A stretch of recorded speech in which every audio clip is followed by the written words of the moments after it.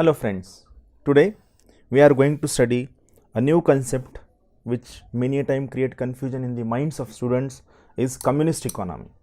What is this communist economy and where we can find this communist economy? Many times a confusion is there in media or at many places that this particular country has communist economy. It is not the case. What is communist economy? We will try to understand in a simpler language. See, first thing, communist economy is an ideal concept. It is not found anywhere in the world. I repeat this point once again. Those who are reading newspaper, those who are reading many things, those who have read that there is communist economy in China, or it is in North Korea, or it is in Cuba. So I want to make one thing very clear.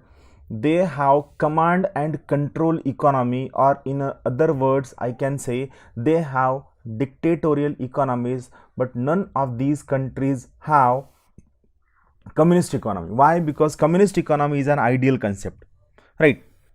Now why it is called as an ideal concept, we'll go in its formation, how it forms, then we'll come to understand every basic aspect.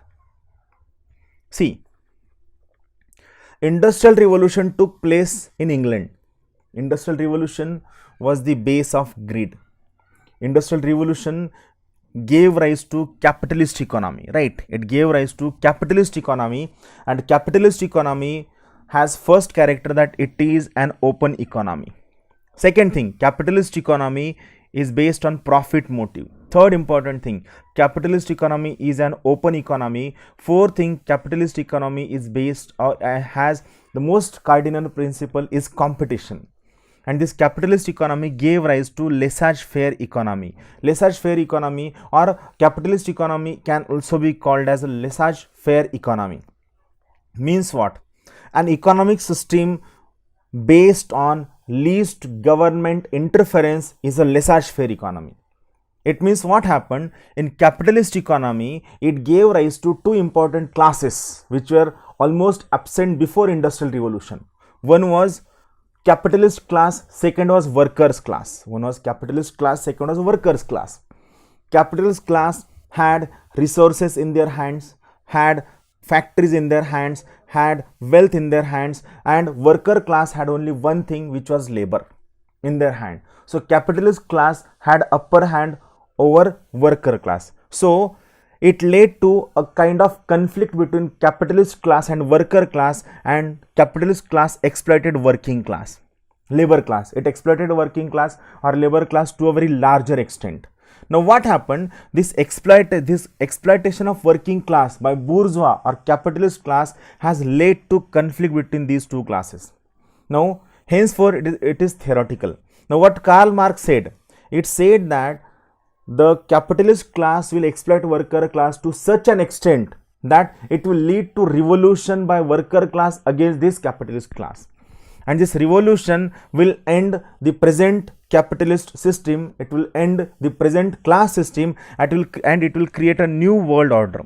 This new world order shall be a classless society. There won't be any ruler, there won't be any ruled, there won't be any worker, there won't be any capitalism, there won't be anything. It shall be a classless society.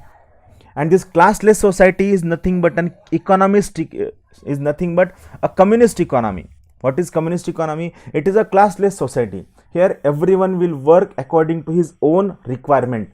Here everyone will work according to his own needs, and everyone will work as per his own abilities. Is a communist economy. Currently in China, Politburo is there. In Cuba, Politburo is there. President is there. Also in North Korea, also a ruler is there.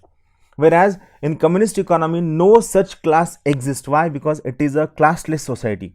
So as per Karl Marx, this communist economy shall exist based on the conflict between working class and capitalist class. I am not saying working class and ruling class. I am saying working class and capitalist class, and this new world order shall be a classless society, which is a communist economy. So by going by theoretical or realistic definition, no country in the world is a communist economy. Some of the countries might have some degrees of communist economy's character, but no country can be categorically completely called as a communist economy. I repeat once again, Industrial Revolution which led to capitalist economy, which led to laissez-faire economy. It created two classes. One was capitalist class, second was working class. There was conflict between these two classes. Why? Because this capitalist class is exploiting this working class. Conflict led to revolution. These workers revolted against this capitalist class. This revolution has created new world order, which is classless society. No classes are there, no stratification is there, and this classless society, an ideal concept, is nothing but a communist economy. So this is communist economy. That's why I told you in the beginning, communist economy is an ideal concept. Now we'll go for the features of this communist economy. First thing, it is an ideal concept. It is given by Karl Marx. It talks about classless society. No classes are there.